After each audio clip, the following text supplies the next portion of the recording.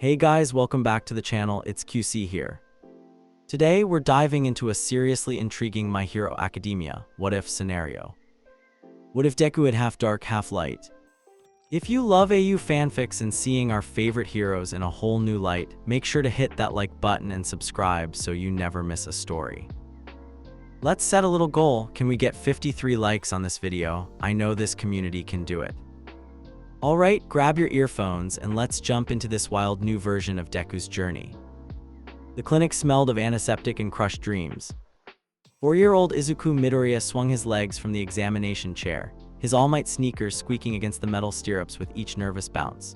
The X-rays clipped to the lightboard showed his tiny hand bones in stark black and white, but Dr. Yujiko had been staring at them for far too long, his weathered face cycling through expressions Izuku had never seen on a grown-up before. Confusion, wonder, something that might have been fear. Mrs. Midoriya, Dr. Yujiko finally spoke, his voice carrying an unusual tremor that made Izuku's mother straighten in her chair. Your son's quirk is unprecedented. I've never seen cellular activity like this. Inko Midoriya's hand found Izuku's smaller one, squeezing gently. What do you mean, doctor? Is something wrong? Dr. Yujiko turned from the X-rays, his eyes focusing on Izuku with an intensity that made the boy want to hide behind his mother. Nothing's wrong exactly, but nothing's quite right either. He pulled up a chair, sitting at eye level with Izuku. Tell me, young man, have you noticed anything unusual lately? Any strange dreams or times when you felt different? Izuku glanced at his mother, then back at the doctor. Sometimes I see things, he whispered. Pretty lights that dance around my hands when I'm happy, and when I'm scared or angry, everything gets really dark and shadowy, even in bright rooms. The doctor nodded slowly. And how do these episodes make you feel? The lights make me feel all floaty and smart, like I can solve any problem, Izuku said, his voice growing more confident. But also kind of empty inside, like other people aren't quite real anymore. He paused, chewing his lip. The shadows are different. They make me feel sad and angry, but also like I understand why sad things happen. Like I can feel what other people are feeling, especially when they're hurt. Dr. Yujiko exchanged a meaningful look with Inko before turning back to his clipboard. Mrs. Midoriya, your son's quirk manifests as what I can only describe as twilight balance. He has the ability to manipulate both light and shadow in equal measure, but he emphasized the word, there's a critical limitation. He can only use one aspect at a time, and extended use of either side creates a dangerous psychological imbalance. Dangerous how? Inko's voice was barely above a whisper. The light side enhances analytical thinking and energy manipulation, but at the cost of emotional connection and empathy. Overuse could result in complete emotional detachment, a functional sociopathy. Dr. Yujiko's pen clicked nervously. The shadow side amplifies emotional sensitivity and intuitive understanding, but prolonged exposure could lead to severe depression, absorption of others' trauma, and destructive impulses. Izuku didn't understand all the big words, but he caught the important part. My quirk is scary. Not scary, young man, complex. Dr. Yujiko leaned forward. Your quirk is like having two different people living in your head, each with their own way of seeing the world. The challenge will be learning to be friends with both of them without letting either one take over completely. As if summoned by the doctor's words, Izuku felt the familiar sensation beginning in his chest. A warm, golden glow that wanted to spread through his body. The clinic's fluorescent lights seemed to bend toward him, casting unusual shadows that didn't match the room's geometry. It's happening now, isn't it? Dr. Yujiko observed, his voice taking on a clinical detachment. Don't fight it, but try to stay aware of how it feels. The light side emerged gradually, like sunrise in his mind.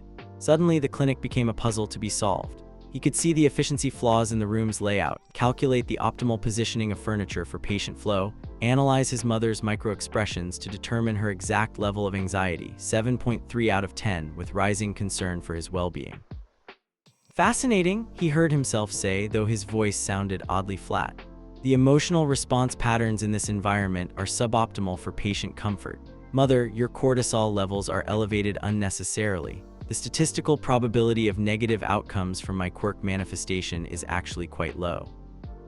Inko's face went pale. Izuku. The clinical detachment in his own voice frightened him, and that fear triggered the opposite reaction. The golden warmth drained away like water, replaced by creeping shadows that seemed to rise from the floor itself. The room didn't grow darker physically, but something in Izuku's perception shifted, making everything feel heavy and sorrowful. Now he could feel everything: his mother's fear, Dr. Yujiko's fascination tinged with concern, the lingering emotional imprints of every patient who had ever sat in this chair receiving difficult news. The weight of so much accumulated worry and disappointment pressed against his small chest. "Everyone's always sad here," he whispered, tears starting to flow.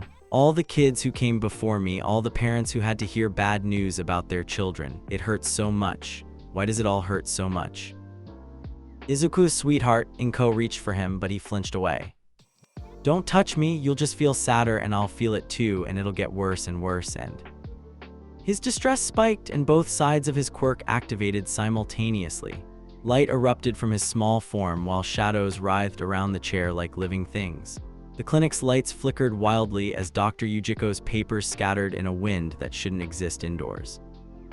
Then, as suddenly as it began, everything stopped. Izuku collapsed against his mother's chest, his body racked with exhaustion as the two aspects of his quirk warred against each other in his mind. One side trying to analyze and fix the situation with cold logic, the other drowning in the emotional aftermath of his outburst. "I'm sorry," he sobbed into Inko's shoulder. "I didn't mean to break anything. I don't know how to make it stop fighting inside my head." Dr. Yujiko cleared his throat, his professional composure restored despite the scattered papers around his office.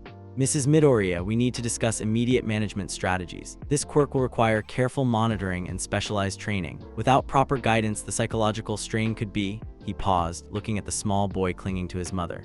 "Significant." Inko held her son tighter, feeling him trembling against her. "What do we do?" "First, we establish routines. Izuku will need to learn meditation techniques, emotional regulation exercises, and most importantly, he'll need to track his quirk usage carefully to maintain balance." Dr. Yujiko began writing prescriptions not for medicine but for specialized therapists and quirk counselors. "This isn't a quirk that can be used carelessly. Every activation must be intentional, measured, and compensated for." "Will I ever be able to be a hero?" Izuku asked, his voice muffled against his mother's coat. Dr. Yujiko considered the question seriously. "That depends entirely on whether you can learn to be a hero to yourself first, young man. Your quirk will always be a challenge. The question is whether you'll let that challenge defeat you or teach you something important about helping others who face their own struggles." As they left the clinic, Izuku's small hand clutched the informational pamphlets about quirk-related psychological support. He couldn't read most of the words yet, but he understood the most important thing. His quirk wasn't just a power, it was a responsibility to himself and everyone around him. The late afternoon sun cast long shadows across the parking lot, and for the first time, Izuku noticed something beautiful in the way light and darkness existed together during twilight. Not fighting, exactly, but dancing, each making the other more visible, more meaningful. "Mama," he said quietly as they walked to the car, "do you think maybe the scary parts of my quirk are there for a reason? Like maybe I'm supposed to understand both the light and dark things about people?" Inko looked down at her son, seeing wisdom in his green eyes that seemed too old for his young face. "I think, sweetheart, that you might be exactly the kind of hero the world needs. Someone who understands that people aren't just good or bad, but both." As they drove home, Izuku pressed his face to the window, watching the interplay of streetlights and shadows. His quirk hummed quietly in his chest, not the violent war he'd experienced in the clinic, but a gentler tension, like two different songs trying to find harmony. He had a lot to learn, about balance, about control, about the price of power. But for the first time since his quirk had manifested, Izuku felt something that neither his light nor shadow side had given him alone. Hope. The kind that only comes from accepting that some struggles never end, they just teach you how to be stronger in new ways. 5 years had passed since that life-changing diagnosis, and 9-year-old Izuku Midoriya had learned to live with his quirk's duality. Though learned might have been too generous a word. It was more accurate to say he had developed an uneasy truce with the forces warring inside his head. His bedroom reflected this careful balance. Blackout curtains on one wall, mirrors and prisms on the opposite side to catch and redirect sunlight. A meditation cushion sat in the exact center of the room, positioned where the afternoon light created the most perfect gradient from brightness to shadow. His desk held 2 sets of journals, one written in neat analytical script during his light side periods, the other in emotional, flowing handwriting when his shadow side dominated. "Izuku, breakfast?" his mother called from the kitchen, her voice carrying the careful neutrality she'd perfected over the years. Too much enthusiasm might trigger his light side's cold analysis of her emotional state. Too little might feed his shadow side's tendency to absorb and amplify negative feelings. He checked his bedside timer, 7:23 a.m. His quirk counselor, Dr. Tanaka, had helped him establish precise schedules to prevent accidental overuse of either aspect. Morning light exposure, exactly 12 minutes to maintain circadian rhythm without triggering light side dominance. Evening shadow meditation, 15 minutes to process accumulated emotional stress without sinking into despair. "Coming, Mama," he called back, then paused at his desk to make the daily entry in his current journal. Day 1847 since diagnosis. Morning baseline, stable equilibrium, slight shadow side lean due to yesterday's news footage of villain attack watched 3 minutes 14 seconds before Mom changed channel. Compensation required, 4 minutes morning light exposure, reduce evening meditation to 11 minutes. Note, dreamed about helping the people from the news again. Light side calculated optimal rescue strategies for 47 minutes of sleep time. Shadow side experienced their fear and pain for approximately 23 minutes. Woke up exhausted but strangely motivated. Is this what All Might means when he talks about the drive to help others? The handwriting shifted subtly as he continued, becoming slightly more angular as his analytical side engaged with the morning routine. Hypothesis: my quirk's duality isn't a bug, it's a feature. Light side provides tactical analysis and strategic thinking necessary for rescue work. Shadow side provides emotional intelligence and victim empathy. Most heroes seem to operate primarily from one perspective or the other. Few appear to have integrated access to both. Concern: integration may be impossible. Every attempt to balance results in psychological stress and physical exhaustion. Perhaps the goal should be controlled alternation rather than synthesis. Counter-hypothesis: what if the struggle itself is the point? What if heroes aren't supposed to be comfortable with their power? Izuku set down his pen, rubbing his temples as he felt the familiar tension building, his light side trying to analyze the philosophical implications while his shadow side worried about the emotional cost of such detached thinking. Timer, he reminded himself, glancing at the specialized watch Dr. Tanaka had prescribed. Quirk analysis time, 8 minutes 32 seconds, approaching cautionary threshold. He forced himself to stand and walk to the kitchen, where his mother had prepared his carefully calibrated breakfast. Foods rich in tryptophan to support serotonin production, balanced with proteins that wouldn't spike his blood sugar and trigger quirk fluctuations. "How are you feeling this morning, sweetheart?" Inko asked, her practiced eye noting the slight tension in his shoulders, the way his green eyes held flecks of gold that indicated recent light-side activity. "Balanced," Izuku replied automatically, then caught himself. Dr. Tanaka had been working with him on more honest communication. "Actually restless. I keep thinking about those people from yesterday's attack, wondering if there was something I could have done to help." Inko's expression softened with understanding and concern. Her son's empathy was both his greatest strength and most dangerous weakness. "You're 9 years old, Izuku. It's not your job to save everyone." "But what if it is?" The question slipped out before he could stop it, carrying an intensity that made both of them freeze. "What if that's exactly why I have this quirk? What if all the struggle and balance and careful monitoring is preparation for something bigger?" As he spoke, shadows began to gather around his feet, not dramatically, but like a subtle shift in the room's lighting that made everything seem more serious, more weighty. His mother recognized the signs immediately. "Shadow side activation," she noted calmly, reaching for the light controls Dr. Tanaka had installed throughout their apartment. With a gentle adjustment, warm yellow light filled the kitchen, not harsh enough to trigger his light side but sufficient to balance the growing darkness. Izuku felt the shadows recede, replaced by a more neutral state that let him think without the emotional intensity. "Sorry, Mama, I know you worry when I get too deep into either side." "I don't worry about your quirk anymore," Inko said, surprising him. "I worry about you, about whether you're getting to be a normal 9-year-old boy or if you're spending so much time managing your power that you're forgetting to just be a kid." The observation hit deeper than she'd intended. Izuku realized he couldn't remember the last time he'd played a game just for fun or gotten excited about something without immediately analyzing whether his emotional response might trigger a quirk activation. Do you think other kids with difficult quirks feel this way? He asked, stirring his cereal thoughtfully, like they're carrying something too big for them. I think, Inko said carefully, that every person with a powerful quirk has to make choices about how to use it, but most of them don't have to make those choices when they're 9 years old. After breakfast, Izuku walked to school along his predetermined route, one that provided optimal light exposure through tree canopy while avoiding areas where emotional resonance from past incidents might linger. He'd learned to sense the psychic imprints left by strong emotions, another quirk development that Dr. Tanaka found both fascinating and concerning. The playground confrontation happened, as these things did without warning. "Hey, Deku!" Katsuki Bakugo's voice carried across the schoolyard, and Izuku felt his classmates' attention shift toward him with the uncomfortable weight he'd grown to recognize. "I heard your mom talking to my mom about your special training and your psychological monitoring. What kind of freak needs a therapist for their quirk?" Izuku's shadow side immediately activated, sensing the cruelty behind Bakugo's words but also the insecurity that drove them. His former friend was struggling with his own quirk development, frustrated that his explosive power seemed simple compared to Izuku's mysterious duality. But before he could respond with either analytical detachment or emotional understanding, 3 older boys from another class surrounded them both. "So you're the famous Deku with the weird quirk," the tallest one sneered.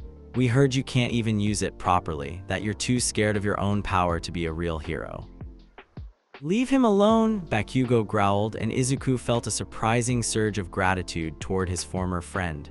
Despite their complicated relationship, Bakugo still felt protective when outsiders threatened him.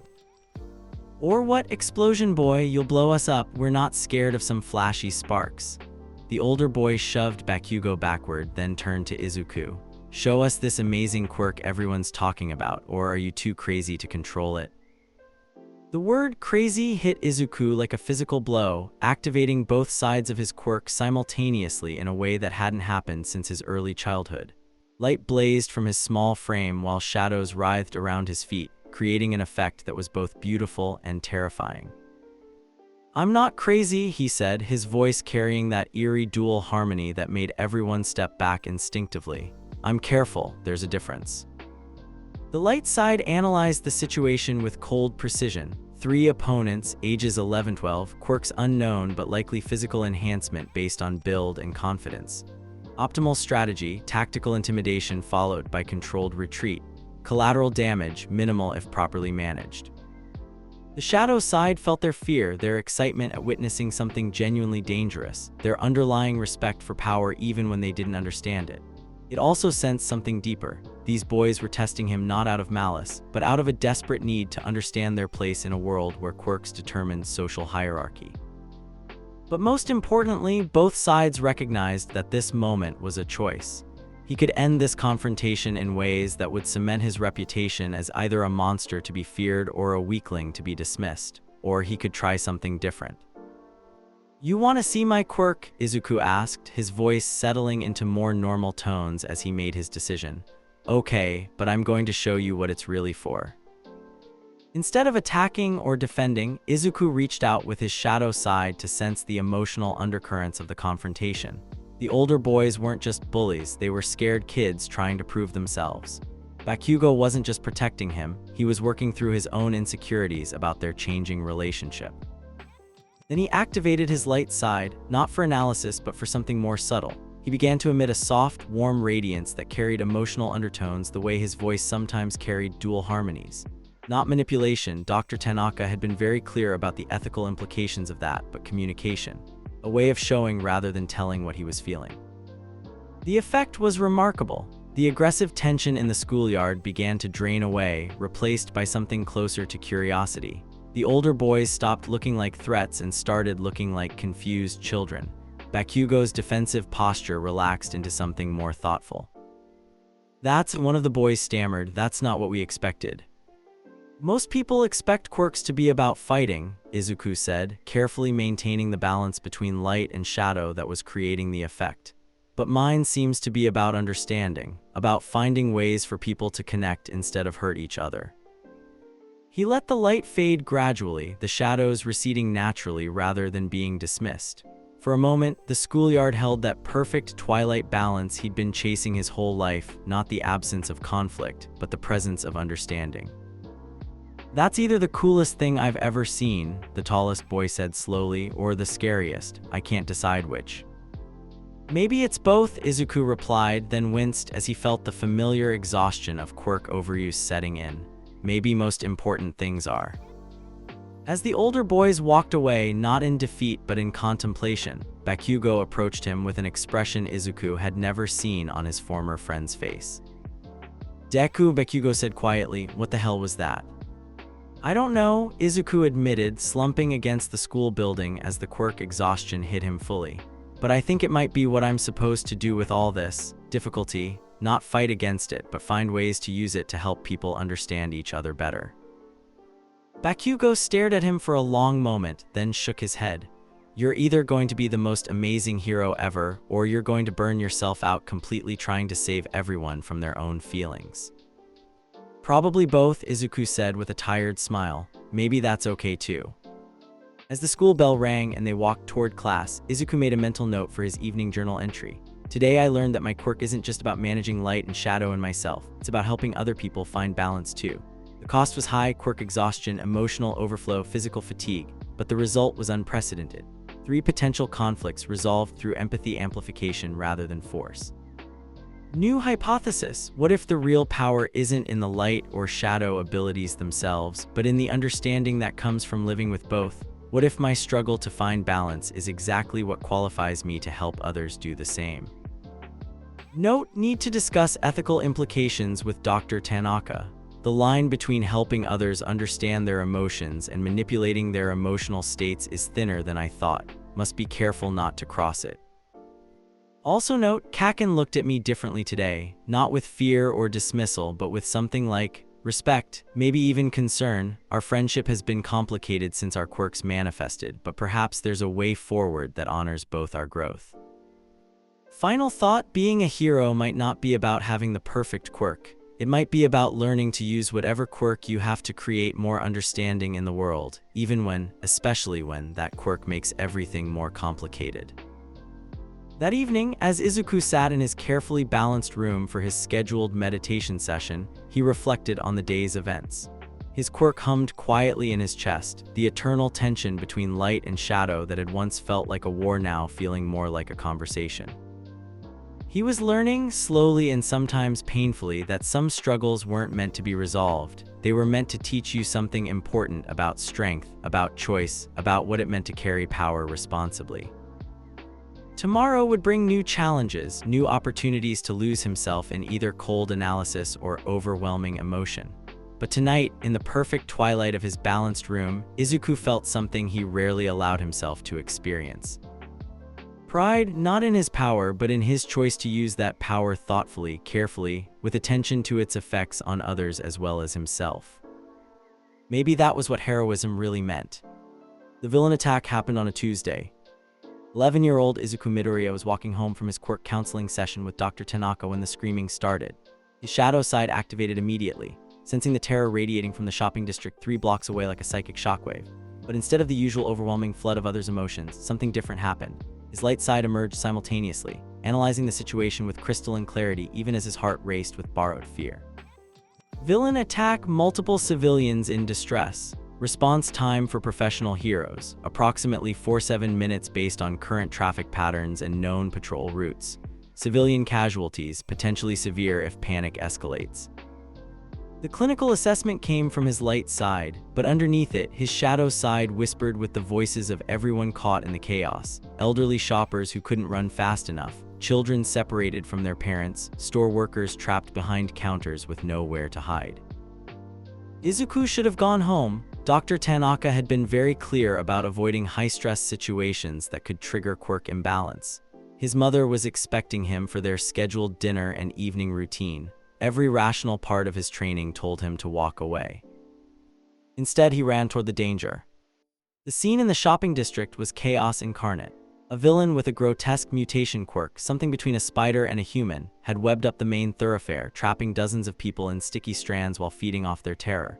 His quirk seemed to grow stronger with each scream, his body swelling larger and more monstrous with every wave of fear he absorbed. "Please," a woman trapped in the webbing sobbed, "my daughter is in the toy store, someone help her." Professional heroes had arrived but were struggling. The villain's web made close combat impossible and ranged attacks risked hitting the trapped civilians. Izuku watched Death Arms and Kamui Woods coordinate their efforts, but they were fighting the symptoms, not the source. His light side analyzed the situation with ruthless efficiency. Primary threat, fear-feeding quirk creates escalating power loop. Standard hero tactics ineffective due to hostage positioning. Solution requires non-conventional approach. His shadow side felt everything: the mother's anguish over her trapped child, the villain's twisted pleasure in others' suffering, the hero's frustration at their tactical limitations. But underneath all of that, he sensed something else: the villain's own fear. Fear of being weak, fear of being forgotten, fear that this was the only way he could matter. What if, Izuku thought, the solution isn't to fight him at all? Before he could second-guess himself, Izuku stepped into the cordoned-off area. Several police officers tried to stop him, but he activated his light side just enough to project calm confidence, his voice carrying that subtle harmonic quality that made people listen. "I need to try something," he said, sounding far older than his 11 years. "My quirk works differently, please just give me 2 minutes." Something in his tone, perhaps the eerie certainty his light side projected, or the deep empathy his shadow side radiated, made them hesitate just long enough for him to slip past. The villain noticed him immediately. "Another hero brat thinking he can save the day, I'll add you to my collection." Web strands shot toward Izuku, but he was already moving. Not with superhuman speed or strength, but with perfect tactical precision guided by his light side's analysis and his shadow side's intuitive understanding of the villain's emotional state. "You're not evil," Izuku said, dodging the attacks while gradually moving closer. "You're scared. Your quirk feeds on fear, but it started with your own fear, didn't it?" The villain's attacks faltered slightly. "Shut up, you don't know anything." "I know what it's like to have a quirk that hurts you," Izuku continued, allowing his shadow side to project genuine empathy while his light side calculated optimal positioning. "I know what it's like to feel like the only way to matter is to use your power, even when it makes everything worse." He was close enough now to see the villain's eyes, human eyes, filled with pain and confusion beneath the monstrous exterior. "My quirk could kill me," Izuku said quietly, shadows beginning to gather around his feet while light emanated from his hands. "Every time I use it, I risk losing pieces of who I am, but I learned something important. The pain isn't a punishment, it's information." The villain's web attack stopped entirely, his mutation quirk wavering as his emotional state shifted from rage to uncertainty. What do you mean?" "Your quirk feeds on fear because you understand fear better than anyone else," Izuku explained, his voice carrying both the analytical clarity of his light side and the deep compassion of his shadow side. "That doesn't make you a villain, it makes you someone who could help other scared people if you chose to." Behind them, Izuku could hear the professional heroes moving into position, ready to strike, but he held up a hand, somehow knowing they would listen. "I'm not asking you to surrender," he continued, looking directly into the villain's tortured eyes. "I'm asking you to choose who you want to be. Right now, in this moment, you can decide whether your quirk owns you or whether you own it." For a heartbeat, the entire shopping district held its breath. The villain's monstrous form wavered, his mutation quirk fluctuating between its fear-enhanced state and something more human. Then slowly, the webs began to dissolve, not destroyed by force but willingly dismissed by their creator. The villain's voice cracked, his form shrinking back toward human proportions. "I didn't know I could choose." As the trapped civilians were freed and the villain allowed himself to be taken into custody, not as a defeated enemy, but as someone who had found a different path, a familiar voice spoke from behind Izuku. "That was either the most heroic thing I've ever witnessed or the most dangerous." Izuku turned to find All Might standing there, but not the boisterous symbol of peace from television. This was All Might in his deflated form, looking at Izuku with an expression of profound concern mixed with something that might have been recognition. "Sir," Izuku managed, suddenly feeling very much like the 11-year-old boy he was. "What you did here," All Might said quietly, gesturing toward the former villain who was now being escorted away by heroes trained in psychological crisis intervention. "It worked. But it required you to use your quirk in ways that could have broken your mind entirely. I can see it in your eyes. You're carrying emotional weight that isn't yours." Izuku realized he was right. His shadow side had absorbed fragments of everyone's terror, the villain's anguish, even the hero's frustration. His light side was working overtime to process and categorize it all, creating a feedback loop that left him feeling disconnected from his own emotions. "How did you know?" Izuku asked. All Might's expression grew distant. "Because I've seen what happens when heroes sacrifice too much of themselves for others, when the cost of saving people becomes so high that you lose the ability to understand why they're worth saving." He knelt down to Izuku's eye level, his skeletal hands surprisingly gentle on the boy's shoulders. "Young man, your quirk is remarkable, your heart is even more so, but power without wisdom is destruction, and wisdom without support is martyrdom. You can't save everyone by carrying their pain alone." "But if I can help people that other heroes can't reach," Izuku protested, "if my quirk lets me connect with villains who are really just broken people in disguise, isn't that worth the cost?" "Only if you survive the helping," All Might replied seriously, "and only if you have people who can help you carry the weight when it becomes too much." As they walked away from the scene, All Might insisting on seeing Izuku safely home, the former symbol of peace made a decision that would change both their lives. "Young Midoriya," he said as they reached Izuku's apartment building, "I think you need a different kind of training than most aspiring heroes. Not training to become stronger, but training to remain human while using power that demands pieces of your humanity." "What do you mean?" All Might looked up at the evening sky where the first stars were becoming visible in the gathering twilight. "I mean, I'd like to teach you something I wish someone had taught me when I was your age, how to be a hero without losing yourself completely in the process." Izuku stared at the greatest hero in the world, deflated, aging, clearly carrying burdens of his own, and realized that his offer wasn't just about heroic training. It was about two people who understood what it meant to sacrifice parts of themselves for others, finding a way to help each other stay whole. "Yes," Izuku said without hesitation, "please." As All Might smiled, a real smile, not the theatrical one from his public appearances, Izuku felt something shift in his understanding of heroism. It wasn't about being perfect or invulnerable. It wasn't about never struggling or never being afraid. It was about choosing to help others despite the cost, while building the support systems and wisdom necessary to keep paying that cost without being destroyed by it. That night, Izuku's journal entry was written in steady, determined handwriting that belonged fully to neither his light nor shadow side, but to the growing core of self he was learning to strengthen between them. "Today I learned that the most important heroic skill might not be fighting villains, it might be helping people, including villains, find better choices. All Might saw something in my approach that made him want to teach me not just about quirk techniques, but about staying human while helping others." New understanding: heroism isn't a solo activity. Even the symbol of peace needed support, needed someone to remind him that saving others doesn't require destroying yourself. Maybe the real strength isn't in bearing everything alone, but in knowing when to reach out for help.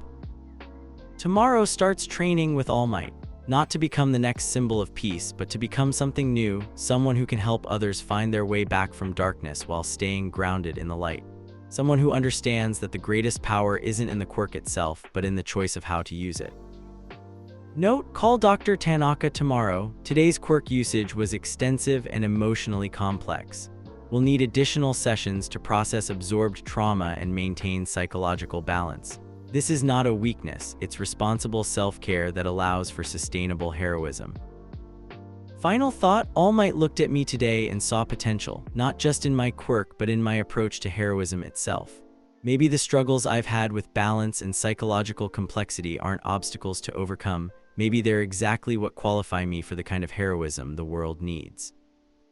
Outside his window, the city lights twinkled like earthbound stars, and for the first time in his life, Izuku felt ready to reach for them, not alone, but with the guidance of someone who understood both the glory and the cost of trying to save everyone. His quirk hummed quietly in his chest, light and shadow no longer at war but holding a tense, productive tension. like muscles working against each other to create strength, like opposing forces that together could build something neither could achieve alone. Tomorrow would bring new challenges, new training, new ways to push the boundaries of what his dangerous quirk could accomplish safely. But tonight, 11-year-old Izuku Midoriya fell asleep with a smile on his face, dreaming not of being the greatest hero, but of being the right kind of hero, one who could save others without losing himself in the process. The training began at dawn. Izuku stood on Takoba Municipal Beach at 5:47 a.m., watching All Might's deflated form move through what looked like a morning stretching routine but felt like something more deliberate. The beach was littered with garbage, refrigerators, car tires, broken furniture, creating an obstacle course that seemed almost intentionally chaotic. Young Midoriya, All Might called without turning around, "What do you see when you look at this beach?" Izuku's light side activated automatically, analyzing the scene with clinical precision. Approximately 847 pieces of large debris scattered in inefficient patterns, multiple environmental hazards, potential injury risks from sharp edges and unstable stacking, a cleanup project that would require. "Stop," All Might interrupted gently, "now look with your other side." Izuku let his analytical perspective fade, allowing his shadow side to emerge. Immediately, the beach transformed. Instead of obstacles and inefficiencies, he felt the emotional history of the place, families who had once picnicked here, children who had built sandcastles, couples who had watched sunsets. The garbage wasn't just debris, it was the accumulated weight of a community that had given up on something beautiful. "I see sadness," Izuku said quietly. "Loss, a place that used to bring people joy, now abandoned because it became too difficult to maintain." "Better," All Might nodded, "but still not complete. Look again, this time with both sides simultaneously." "I don't think I can do that safely," Izuku protested. "Every time I try to use both aspects at once, they fight each other," Dr. Tanaka says. "Dr. Tanaka is excellent at helping you manage your quirk's dangers," All Might said, finally turning to face him. "But today we're going to explore its possibilities. The goal isn't to balance light and shadow, it's to let them work together without canceling each other out." He gestured toward a partially buried refrigerator. "Your first exercise, remove that appliance using both aspects of your quirk but not simultaneously. Instead, alternate between them in rapid succession like," he paused, searching for the right metaphor, "like breathing, light side, shadow side, light side, shadow side, let each inform the other." Izuku approached the refrigerator cautiously. His light side examined it first, weighed approximately 120 kilograms, embedded in sand at 23-degree angle, optimal leverage points identified. Then he switched to his shadow side, feeling the emotional imprint of its history, a family appliance that had served faithfully before being discarded, the frustration and sadness of whoever had dumped it here. "Now use that information together," All Might instructed. "Your analytical side knows how to move it efficiently. Your empathetic side understands why it matters to move it respectfully." Izuku reached out with tendrils of shadow, not to attack or restrain, but to cradle the abandoned appliance like something precious. His light side guided the movement with precise calculations, while his shadow side treated the discarded refrigerator with the dignity it deserved. The result was unlike anything he'd achieved before, not the violent tug-of-war between opposing forces, but a gentle, coordinated effort that lifted the heavy appliance and set it aside as carefully as if it were made of glass. "Fascinating," All Might murmured, making notes in a worn journal. "You're not fighting the contradiction, you're choreographing it." "It feels," Izuku paused, trying to find words for the sensation, "like I'm two people working on the same project instead of one person torn in half." "Exactly, and that, young Midoriya, is the foundation of your unique heroic potential." All Might gestured toward the beach full of garbage. Traditional heroes would approach this cleanup with pure efficiency, grab, lift, stack, repeat. Others might focus purely on the emotional significance, honoring each piece, moving slowly and reverently. You can do both. The training that followed was unlike anything Izuku had imagined.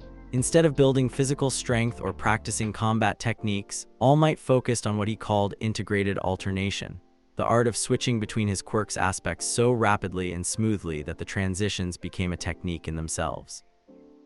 "Think of it like interval training for your consciousness," All Might explained as Izuku practiced moving debris. 3 seconds of analytical assessment, 3 seconds of emotional understanding, repeat. The goal is to make the switching so natural that you can access whichever perspective you need without losing the insights from the other. Hour after hour, Izuku moved garbage, but each piece became a lesson in duality.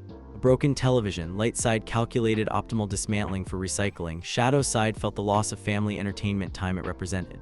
A pile of construction materials, light side planned efficient stacking patterns, shadow side sensed the abandoned dreams of home improvement projects. "I'm starting to understand something," Izuku said during their midday break, sitting cross-legged in the sand while All Might ate his bento lunch. "The reason my quirk creates such intense internal conflict isn't because light and shadow are opposite. It's because they're asking different questions about the same thing." "Elaborate," All Might encouraged.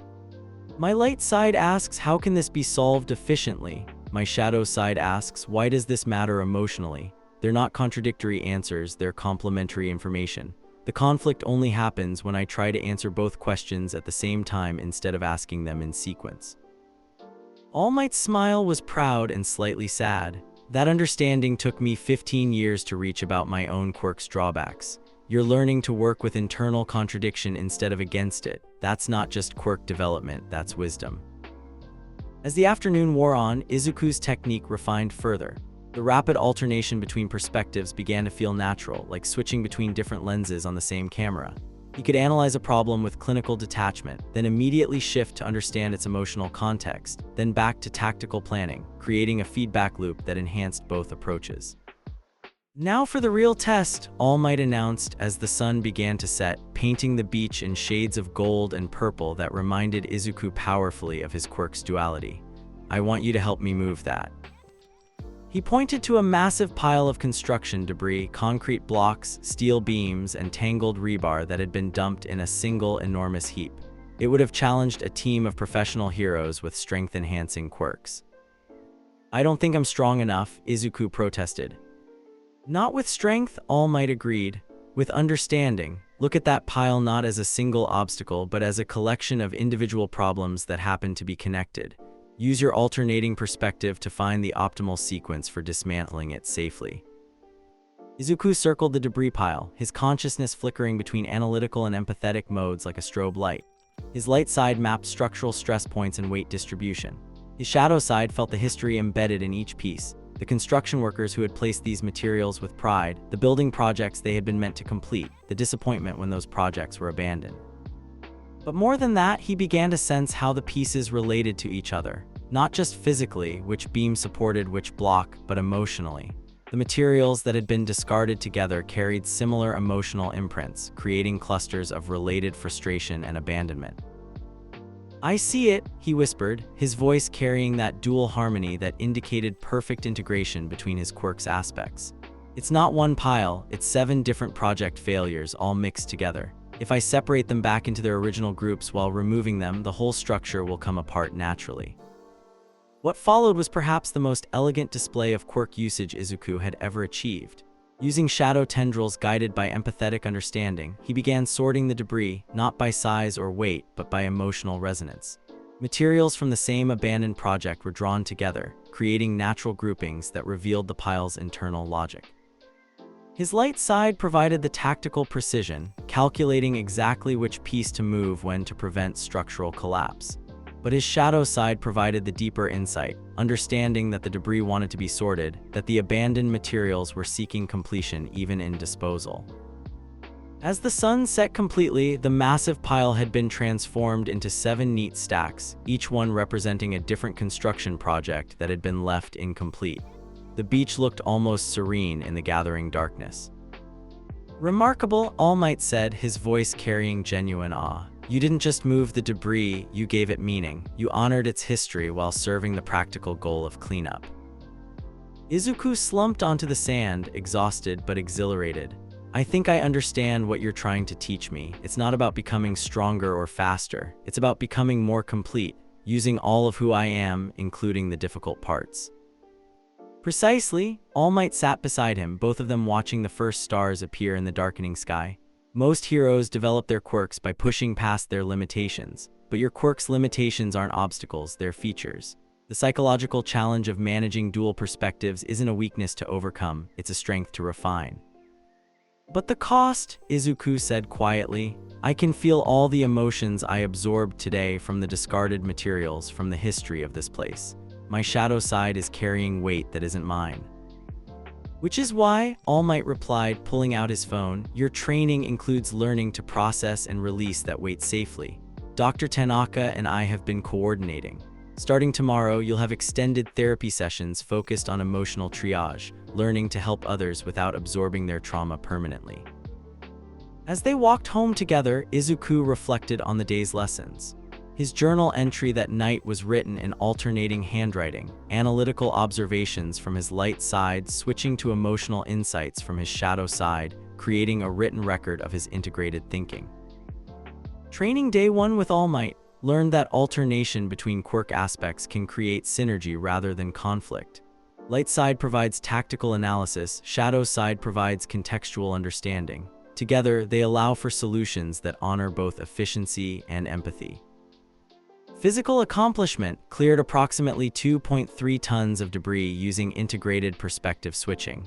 No quirk-related exhaustion or psychological imbalance. Emotional absorption: moderate levels of accumulated sadness and frustration from discarded materials. Manageable with proper processing techniques. Key insight: my quirk's limitation of being unable to use both aspects simultaneously may actually be an advantage. The forced alternation creates a natural rhythm that prevents either perspective from dominating completely. New training goal: develop emotional triage skills to prevent trauma absorption from becoming overwhelming. Learn to help others heal without taking their pain into myself permanently. Note: All Might understand something about heroic sacrifice that he's not saying directly. His training methods suggest he's teaching me to avoid the mistakes he made, possibly including the isolation and self-destruction that come from carrying too much alone. Tomorrow, continue debris cleanup with focus on precision timing of perspective switches. Also begin formal sessions on psychological boundary maintenance. Final observation: for the first time in my life, my quirk felt like an advantage rather than a burden. Not because it became easier to control, but because I learned to work with its nature instead of against it. This might be what All Might means when he talks about true strength: not the power to overcome your limitations, but the wisdom to transform them into capabilities. Outside his window, the city lights reflected off the distant ocean, creating patterns of illumination and shadow that reminded Izuku of the dance between his quirk's dual aspects. Tomorrow would bring new challenges, new opportunities to refine his integrated approach to heroism. But tonight, for the first time since his quirk had manifested, Izuku fell asleep without the familiar tension headache that came from internal conflict. His light and shadow sides weren't at peace. They probably never would be, but they were learning to work together. And that, he was beginning to understand, might be even better than peace. The specialized testing facility looked nothing like the UA campus Izuku had seen in promotional materials. Instead of the gleaming towers and manicured grounds, this auxiliary building resembled a cross between a medical facility and a military compound, all reinforced concrete and observation windows, designed to contain rather than inspire. 16-year-old Izuku Midoriya stood with 23 other examinees in what the proctors called the high-risk assessment group. Unlike the thousands of students taking the standard entrance exam, each person here had been specifically selected for quirks deemed potentially dangerous to self or others under stress conditions. "Welcome to Special Assessment Protocol 7, announced a hero Izuku didn't recognize, a tall woman with silver hair and eyes that seemed to catalog every nervous twitch and micro-expression in the group. "I am Mindscape, and I will be your primary evaluator today. You are here because traditional testing methods are insufficient for quirks like yours." She gestured to the group, and Izuku caught glimpses of his fellow examinees. A girl whose skin flickered between visible and transparent, suggesting some kind of phasing quirk with control issues. A boy who kept his hands carefully wrapped in special gloves, likely due to a touch-based ability he couldn't fully regulate. Twins who seemed to share a single consciousness, their movements eerily synchronized. "Your examination will consist of 2 phases, Mindscape continued. Phase 1 tests your ability to perform rescue operations while your quirks are artificially amplified beyond your normal comfort zones. Phase 2 evaluates your decision-making and emotional regulation when faced with impossible choices." Izuku felt his shadow side stir uneasily. Artificially amplified quirks meant artificial amplification of the psychological effects as well. His light side began immediate risk assessment. Probability of quirk-related mental breakdown under enhanced conditions, 67%. Recommended strategy: conservative quirk usage, focus on technique over power. Sir, a nervous voice spoke up, the boy with the wrapped hands. What if we can't control our quirks when they're enhanced? What if someone gets hurt? Mindscape's expression softened slightly. That, Mr. Yamamoto, is precisely what we're testing for. Heroes with dangerous quirks must learn to function when their abilities push beyond safe parameters. Better to discover your limits here under controlled conditions than during an actual emergency. She led them into the first testing chamber, a massive space that looked like a disaster zone simulator. Buildings collapsed at odd angles, smoke machines created limited visibility, and hidden speakers played recordings of civilian screams and calls for help. Your quirks will be enhanced by support technology developed specifically for this assessment, Mindscape explained as technicians fitted each student with a collar-like device. The amplification will be gradual but significant. You have 45 minutes to rescue as many civilians as possible while maintaining control of your enhanced abilities. As the device activated around Izuku's neck, he felt the familiar hum of his quirk intensify dramatically. His light side's analytical capabilities sharpened to an almost painful degree. He could see the precise stress fractures in every piece of debris, calculate optimal rescue routes to the microsecond, analyze the emotional states of his fellow examinees with disturbing clarity. But his shadow side amplified even more dramatically. The artificial civilian recordings weren't just sounds, they became emotional landscapes he could feel with overwhelming intensity. Every cry for help carried the full weight of genuine terror, desperation, and hope. The accumulated trauma embedded in the disaster simulation hit him like a physical blow.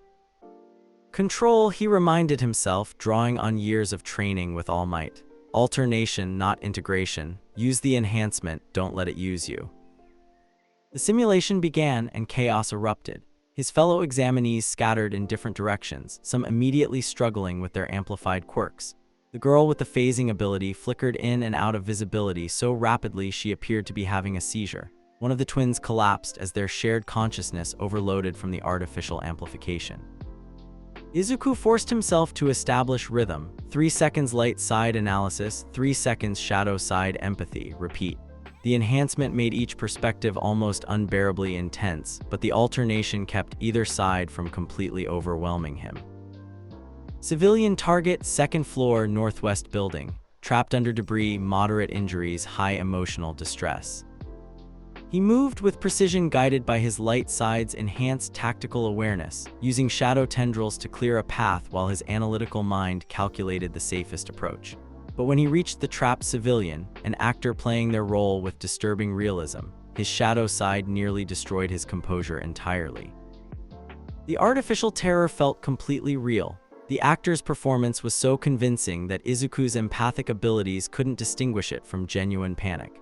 For a moment, he was drowning in borrowed fear and pain, his enhanced shadow side absorbing trauma that threatened to shut down his rational thinking entirely.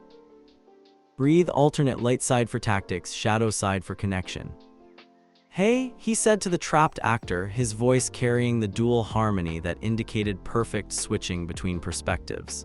I'm here to help. I know you're scared, but I need you to stay calm while I get you out of here. His light side calculated the optimal debris removal sequence while his shadow side projected genuine compassion and confidence. The combination was remarkably effective. The civilian visibly relaxed despite their enhanced terror, trusting in Izuku's competence even while maintaining their performance. But the rescue itself pushed his enhanced quirk to dangerous limits. Each piece of debris he moved with shadow tendrils carried emotional imprints, artificial memories implanted by the simulation designers to test his psychological resilience. His light side tried to process the tactical requirements, while his shadow side was flooded with fabricated trauma from dozens of previous disasters. Simulation or not, Izuku realized the psychological impact is real. I'm absorbing artificial trauma as if it were genuine. The insight led to a breakthrough. Instead of fighting the artificial emotions or trying to ignore them, he began sorting them, his light side cataloging which feelings were genuine, his own concern for the actor's well-being, and which were artificial, the implanted disaster memories. His shadow side then created what he thought of as emotional quarantine zones, acknowledging the artificial trauma without integrating it into his personal experience. The technique worked. He successfully extracted the first civilian, then moved on to increasingly complex rescue scenarios. Each situation pushed his enhanced quirk further. Multiple trapped civilians requiring triage decisions, structural collapses that demanded split-second tactical analysis, emotional manipulation from actors trained to trigger specific psychological responses. But the real test came when he encountered another examinee in crisis. The girl with the phasing quirk, her nameplate Red Ray Phantom, had completely lost control under amplification. She was flickering between solid and intangible states so rapidly that she couldn't maintain contact with anything, including the ground. She hovered 3 feet in the air, screaming as her enhanced quirk trapped her in an uncontrollable phasing loop. Izuku's light side calculated the problem immediately. Quirk amplification exceeded psychological regulatory capacity. Subject experiencing panic-induced loss of conscious control. Standard rescue techniques ineffective due to intangibility. His shadow side felt her terror as if it were his own. The horrible sensation of losing control of your own body, of feeling your quirk turn against you. But more than that, he sensed the deeper fear beneath. She was terrified that her loss of control would disqualify her from becoming a hero entirely. She's not just panicking about her quirk, Izuku realized. She's panicking about her dream. Without hesitation, he positioned himself directly below her flickering form. His light side calculated the precise timing intervals of her phasing cycle while his shadow side reached out empathically, not to absorb her fear, but to communicate understanding and stability.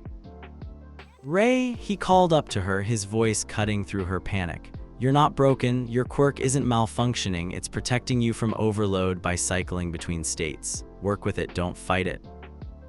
His shadow side projected calm confidence while his light side analyzed her phasing pattern. Every third cycle, she solidified for exactly 0.7 seconds, not long enough for physical contact, but long enough for something else. As she flickered into solidity, Izuku created a brief pulse of coordinated light and shadow, not to grab her physically, but to give her something stable to focus on. His light provided visual reference points, while his shadows created gentle cushions of support whenever she briefly became tangible. "Feel the rhythm," he coached, maintaining the light-shadow synchronization that matched her phasing cycle. "Your quirk has a pattern, trust it, breathe with it instead of against it." Gradually, Ray's panic subsided. Her phasing began to slow and stabilize as she stopped fighting her enhanced quirk and started working with its natural cycle. Within minutes, she was able to control her descent and return to solid form. "How did you know how to do that?" she gasped as they both took a moment to recover. "Because my quirk tries to control me too," Izuku replied simply. "The trick isn't to be stronger than your power, it's to be smarter about working with it." The exchange had been observed by the proctors, and Izuku noticed additional notes being taken. But there was no time to worry about evaluation. The simulation was ongoing and other civilians still needed rescue.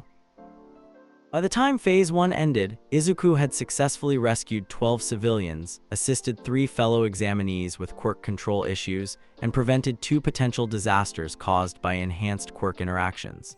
His artificial trauma absorption was significant but manageable thanks to his quarantine technique. Phase 2 began immediately, without time for recovery. The second phase tests decision-making under impossible circumstances, Mindscape announced as they were led into a new chamber. "You will be presented with scenarios where every choice results in some form of harm. Your task is not to find perfect solutions, they don't exist. Your task is to make the best possible decisions while maintaining your psychological stability."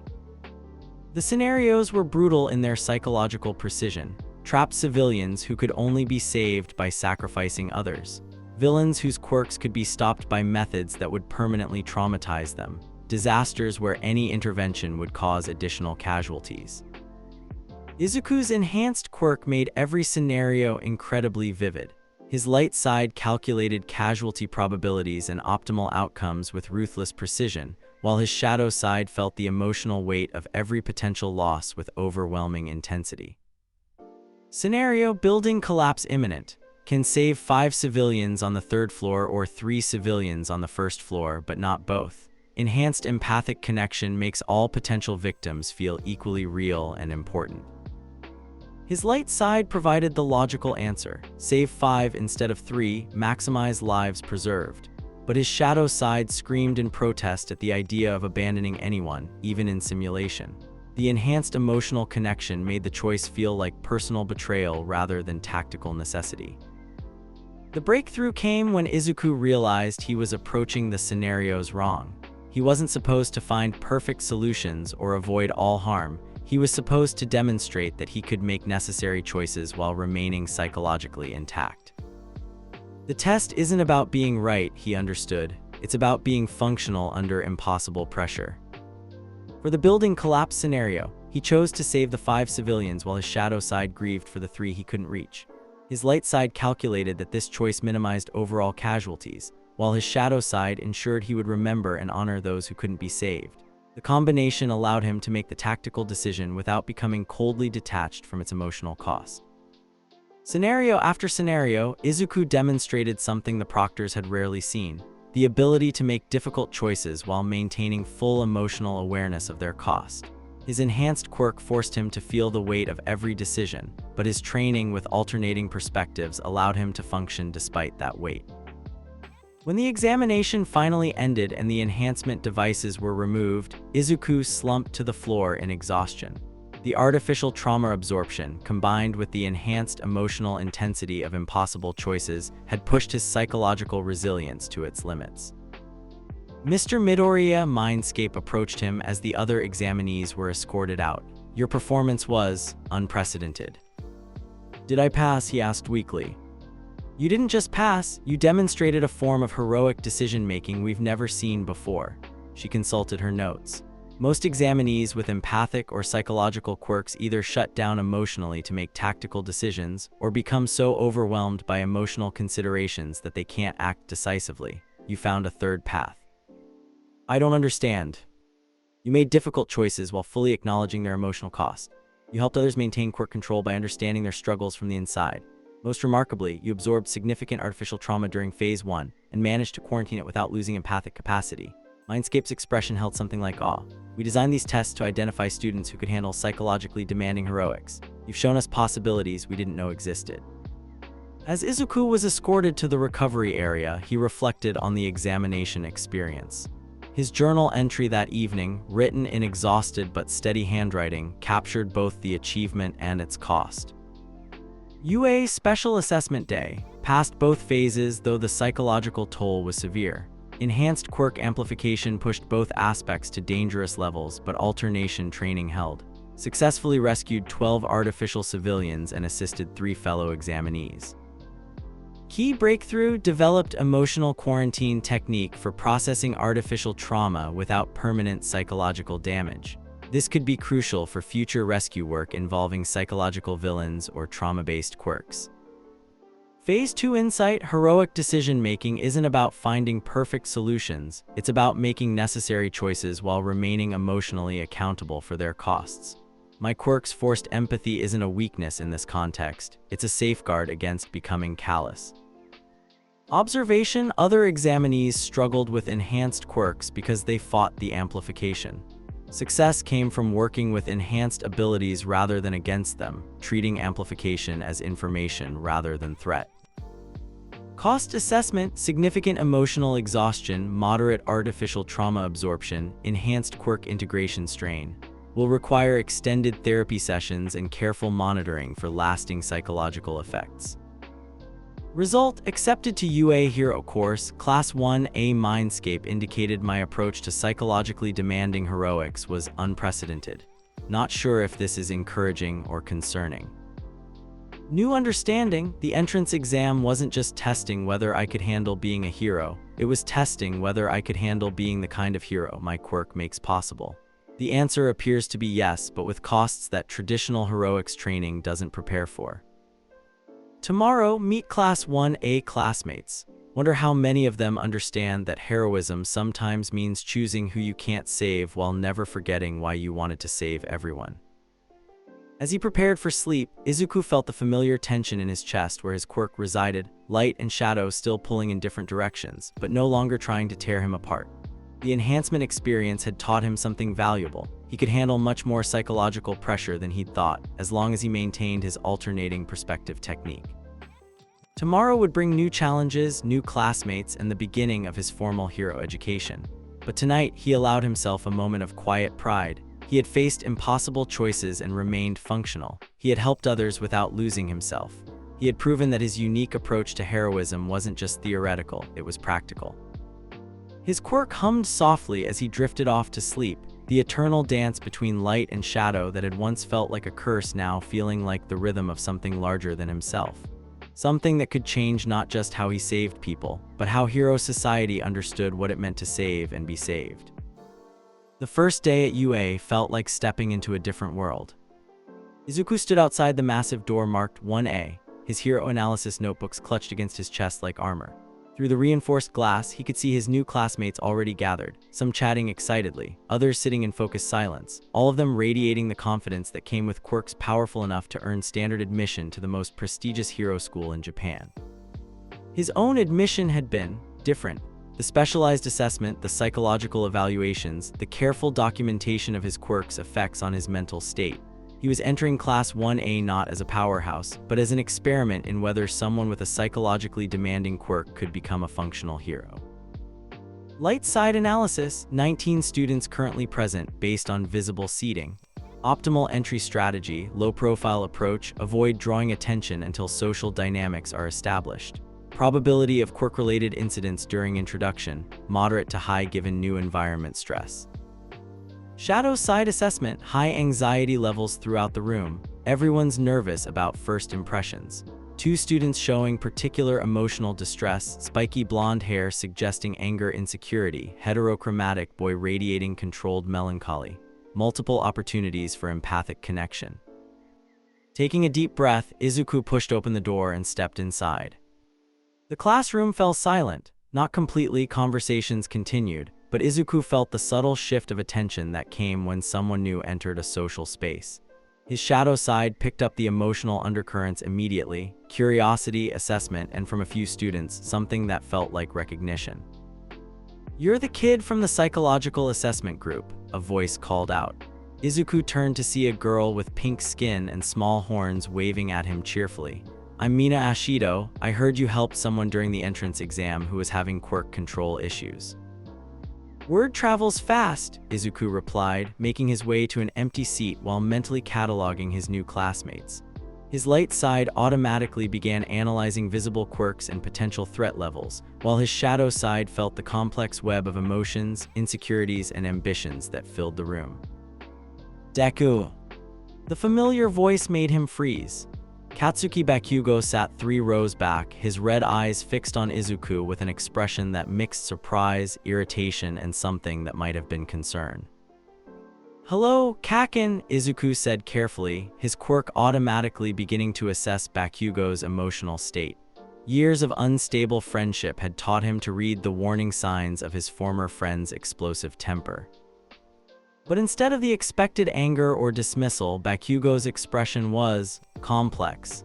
His emotions radiated a confusing mixture of frustration, respect, and protective instincts that caught Izuku's shadow side off guard. "So you actually made it," Bakugo said, his voice lacking the usual venom, "through the crazy people exam." "The specialized assessment," Izuku corrected automatically, then caught himself. "Yes, I made it." Their exchange was interrupted by the arrival of their homeroom teacher, a disheveled man in a sleeping bag who looked like he'd rather be anywhere else. "Settle down," Eraserhead said, his voice carrying casual authority. "I'm Shota Aizawa, your homeroom teacher. Before we begin standard introductions, we're going to conduct a quirk assessment test to establish baseline capabilities." Izuku felt his stomach drop. Quirk assessment meant quirk usage, which meant risking the psychological effects in front of his new classmates before he'd had time to build support relationships or explain his unique limitations. "Sir," he raised his hand, "I have some special considerations regarding quirk usage that were noted in my admission file." "I'm aware, Midoriya," Aizawa interrupted, his tired eyes focusing on Izuku with unexpected intensity. "Your psychological monitoring requirements, your alternation limitations, and your tendency toward empathic absorption. That's exactly why we're starting with assessment instead of jumping into combat training." The class turned to stare at Izuku with renewed interest. He felt his classmates' curiosity spike, along with varying levels of concern, fascination, and in a few cases, recognition from students who clearly had their own quirk-related challenges. Additionally, Aizawa continued, this assessment will help me understand how to structure training to accommodate students with psychologically complex quirks. Midoriya, you'll go first. Of course I will, Izuku thought, his light side already calculating optimal demonstration strategies while his shadow side absorbed the nervous energy of 20 teenagers watching him with expectant curiosity. What would you like me to demonstrate, sensei? He asked, walking to the front of the classroom. Show them what makes your quirk special, Aizawa said simply, not the power level, the approach. Izuku considered his options. Raw power display would mean risking psychological imbalance in front of his new classmates, but Aizawa was asking for something more subtle, a demonstration of technique rather than strength. I need a volunteer, Izuku announced, turning to face the class. Someone willing to let me use my quirk to help with a problem you're currently experiencing. Hands shot up immediately, more than he'd expected. His shadow side felt the underlying reasons. Some students were genuinely curious, others wanted to test their resistance to unknown quirks, and a few were struggling with issues they hoped his abilities might address. He pointed to a boy with a bird head who radiated controlled anxiety. What's your name and what's troubling you right now? Fumikage Takami, the boy replied, his voice carrying formal dignity that didn't quite hide underlying nervousness. I am concerned about my quirk's compatibility with this environment. Dark shadow tends to become agitated in brightly lit spaces, which makes classroom settings challenging. Perfect. Izuku's light side immediately analyzed the problem. Shadow-based quirk experiencing environmental incompatibility, leading to user stress and reduced performance. His shadow side felt Takami's frustration, the constant low-level anxiety of someone whose quirk worked against them in normal social situations. May I? Izuku asked, gesturing toward the light controls. At Aizawa's nod, Izuku began what he privately called environmental empathy, a technique he developed during his training with All Might. First, his light side analyzed the classroom's lighting setup, identifying optimal adjustment points. Then his shadow side reached out empathically, not to Takami himself, but to the environment around him. His quirk began working in careful alternation. 3 seconds of light manipulation to create graduated shadows throughout the classroom. 3 seconds of shadow sensing to feel how the changes affected the emotional atmosphere. The result was subtle but profound. Instead of harsh fluorescent uniformity, the room now had natural variation in lighting that created comfortable spaces for both light-preferring and shadow-preferring quirks. Better? Izuku asked. From Takami's shoulder, dark shadow emerged more smoothly than it had all morning. Much better, Takami said, genuine gratitude in his voice. How did you know exactly what adjustments to make? I asked the room, Izuku replied, then realized how that sounded. I used my shadow side to sense how the environment felt emotionally, then used my light side to calculate which changes would improve psychological comfort for shadow-based quirks. The classroom had gone completely silent.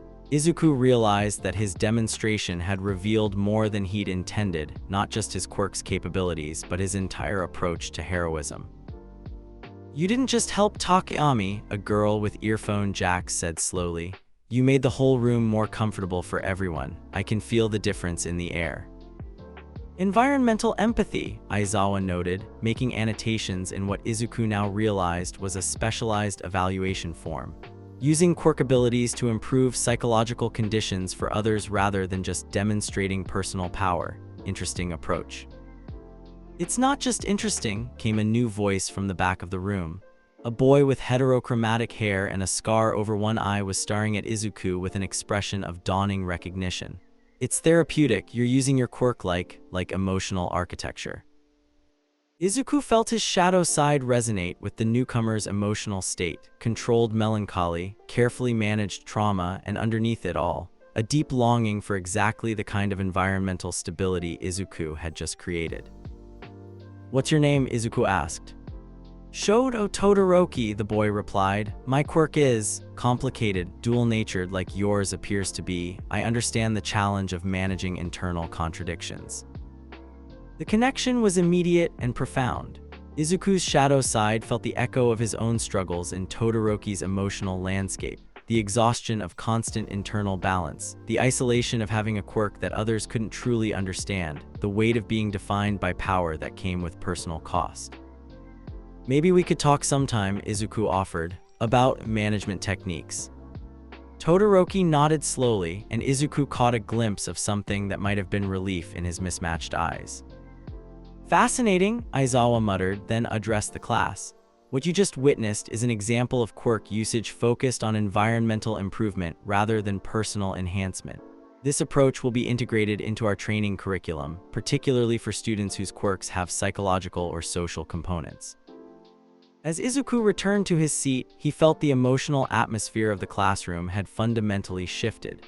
His demonstration hadn't just shown off his abilities, it had established him as someone who used power to help others feel more comfortable rather than to intimidate or impress. His seatmate, a girl with zero-gravity hair who introduced herself as Achako Uraraka, leaned over with obvious curiosity. "That was amazing. Is your quirk some kind of empathy enhancement?" "More like forced perspective alternation," Izuku explained, finding himself settling into teacher mode. "I can use either light manipulation with analytical thinking or shadow manipulation with emotional sensing, but not both simultaneously. The limitation forces me to alternate between tactical and empathic approaches, which creates a natural rhythm for problem solving." And the environmental changes. Side effect of the shadow sensing. When I reach out empathically to understand how spaces feel emotionally, I can usually identify what changes would improve psychological comfort. The light manipulation lets me implement those changes.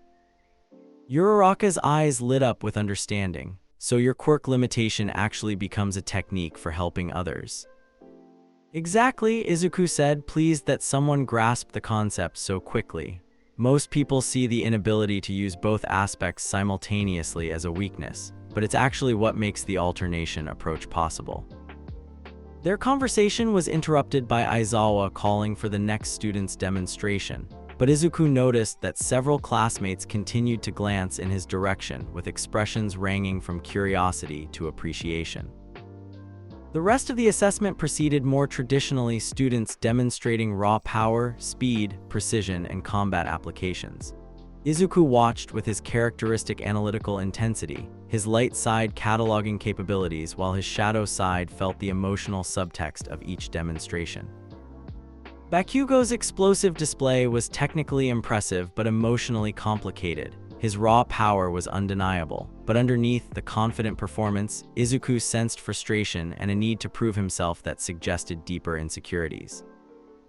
Todoroki's ice and fire demonstration was perhaps the most technically advanced, but it came with emotional undercurrents that made Izuku's shadow side ache in sympathy. The careful control that spoke of painful training, the deliberate limitation to ice-only usage that suggested family trauma. When the assessment concluded, Aizawa's evaluation surprised everyone. "Final rankings will be posted tomorrow after I've reviewed the data," he announced. "But I want to address something now. Most of you demonstrated quirk usage focused on personal power maximization. One student demonstrated quirk usage focused on collective environmental improvement. Both approaches have their place in heroics, but I want you to think about which one creates more sustainable solutions to complex problems." As the class filed out for lunch, Izuku found himself surrounded by classmates eager to learn more about his unique approach. "Could you teach me how to use my quirk for environmental stuff?" Ashido asked excitedly. "I produce acid, which usually just dissolves things, but maybe there's a way to make it helpful instead of just destructive." "What about empathic techniques?" Takami inquired. "Dark shadow responds to emotional states, but I've never considered deliberately cultivating emotional environments to improve our synchronization." Even Bakugo approached, though his questions were more suspicious than curious. "Deku, what the hell was that thing you did with the lighting, and why did everyone look like they wanted to take a nap afterward?" "Environmental psychological adjustment," Izuku explained, falling into the rhythm of alternating between analytical explanation and empathic demonstration. "When I sense emotional discomfort in a space, I can usually identify environmental factors that contribute to it: lighting, air circulation, spatial arrangement, even color psychology. Small changes can have significant effects on group psychological states." Bakugo paused, his usual aggressive certainty giving way to something more thoughtful. "That's actually pretty useful for team coordination." "It could be," Izuku agreed. though it requires careful monitoring to avoid overuse. My shadow side tends to absorb ambient emotions when I'm environmental sensing, so I have to limit exposure to prevent psychological overload. Is that why you look tired? Uraraka observed, like you're carrying extra weight. Izuku realized she was right. The morning's demonstrations, combined with the emotional complexity of meeting 19 new classmates, had left him with the familiar sensation of carrying feelings that weren't entirely his own. Occupational hazard, he admitted. I'm still learning to process absorbed emotions efficiently. Dr. Tanaka, my quirk counselor, says it's like learning to digest food properly. The absorption happens automatically, but healthy processing takes practice.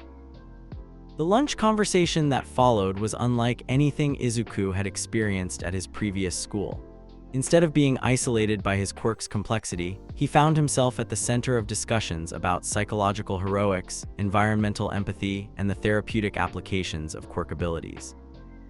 Has anyone ever told you, Iida said during a lull in the conversation, that your approach to quirk usage resembles social work more than traditional heroics? Dr. Tanaka mentioned that, Izuku replied. She thinks my quirk might be naturally suited for what she calls community healing, using hero abilities to address collective psychological trauma rather than just individual rescue operations. Community healing, Todoroki repeated thoughtfully. That's not something they teach in most hero training programs. Maybe they should, Uraraka suggested. I mean, how many villain attacks could be prevented if someone helped communities process trauma and build psychological resilience before problems escalated? The insight was profound and troubling. Izuku's light side immediately began calculating implications. If psychological heroics could prevent villain incidents through early intervention, why wasn't it a standard part of hero training? His shadow side felt the deeper answer, because it required heroes to engage with their own psychological vulnerabilities, something most hero culture actively discouraged. That, he said quietly, is exactly the kind of thinking that might change how hero society works. As they headed back to class for the afternoon, Izuku reflected on his first morning at UA. His journal entry that evening captured both the promise and complexity of his new environment. First day, Class 1A successfully demonstrated environmental empathy technique without major psychological backlash. Classmates responded positively to alternative approach to quirk usage, several interested in learning therapeutic applications of their own abilities.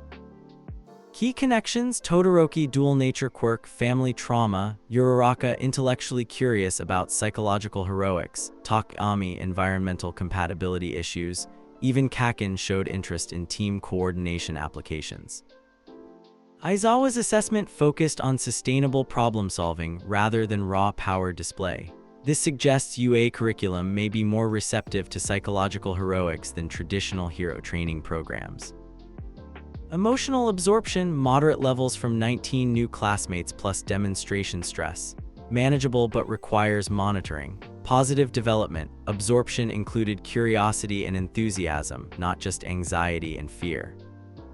Insight: my quirk's limitation forced me to develop techniques that several classmates find genuinely helpful. The inability to use light and shadow simultaneously isn't just a personal management challenge, it's a teaching tool for sustainable heroics. Tomorrow, continue building relationships, monitor quirk usage carefully, explore collaborative applications of environmental empathy with classmates' abilities. New understanding: hero education might not just be about learning to use my quirk safely, it might be about learning to teach others how to use their quirks therapeutically. The skills I developed from managing psychological duality could help other students whose quirks create internal conflicts. Final observation: for the first time, being the complicated quirk student felt like an advantage rather than a burden. My classmates don't see my psychological monitoring as weakness, they see it as expertise in an area where they want to learn. As he prepared for sleep in the UA dormitories, Izuku felt his quirk humming with quiet satisfaction. The eternal dance between light and shadow that had once felt isolating now felt like preparation for exactly this, a place where his unique struggles could become tools for helping others navigate their own complexities. Tomorrow would bring new challenges, new opportunities to prove that psychological heroics wasn't just theoretical. But tonight, surrounded by classmates who were curious rather than fearful about his approach to heroism, Izuku allowed himself to hope that he might not just survive hero training, he might help transform it. And that's a wrap on today's story, What If Deku Had Half Light, Half Dark? I hope you enjoyed listening to it as much as I loved putting it together. If you did, don't forget to smash that like button, drop a comment sharing your thoughts or your own what if ideas, and subscribe if you haven't already. Your support really helps these stories reach even more MHA fans. Thanks so much for watching, and I'll catch you in the next one. Plus Ultra.